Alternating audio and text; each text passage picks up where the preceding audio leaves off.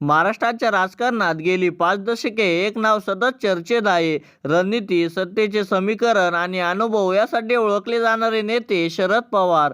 पण तुम्हाला माहिती आहे का त्यांची संपत्ती किती आहे? त्यांनी राजकारणात प्रवेश कसा केला आणि त्यांचा प्रवास मुख्यमंत्री ते केंद्रीय मंत्री कसा झाला? आजच्या या व्हिडिओमध्ये आपण पाहणार आहोत शरद पवार यांची संपत्ती आणि संपूर्ण राजकीय प्रवास. व्हिडिओ शेवटपर्यंत पहा, कारण शेवटी आपण त्यांच्या राजकीय प्रभावाबद्दल मोठा मुद्दा पाहणार आहोत.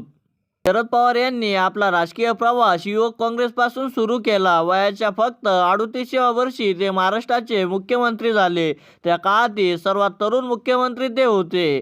शरद पवार 3 वेळा महाराष्ट्राचे मुख्यमंत्री राहिले. त्यांनी शेती, सहकार आणि उद्योग क्षेत्रात मोठे निर्णय घेतले. बारामती मतदारसंघ हा त्यांचा मजबूत गड म्हणून मानला जातो. केंद्रीय संरक्षण मंत्री आणि कृषी मंत्रीही राहिले. विशेष कृषी मंत्री म्हणून त्यांनी दीर्घकाळ काम केले. 1999 मध्ये त्यांनी नॅशनल काँग्रेस पार्टी (NCP) या पक्षाची स्थापना केली. हा निर्णय भारतीय राजकारणातील एक मोठा टर्निंग पॉइंट मानला जातो.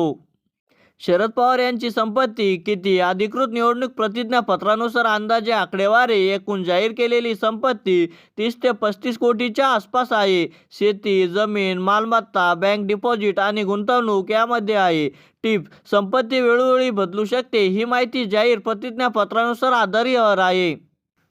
शरद पवार यांना किंगमेकर म्हणून ओळखले जाते. महाराष्ट्र सरकार स्थापनेत त्यांची भूमिका अनेकदा निर्णायक ठरली आहे. तथापि त्यांचे कारकिर्दीत अनेक राजकीय वाद आणि टीकाही झाल्या आहे.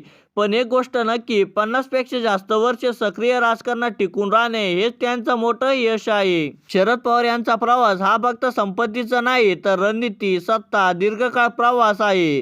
तुमच्या मते शरद पवार यांचा सर्वात मोठा राजकीय निर्णय कोणता? कमेंटमध्ये नक्की सांगा. व्हिडिओ आवडला असेल तर लाईक करा. चॅनलला सबस्क्राईब करायला विसरू नका.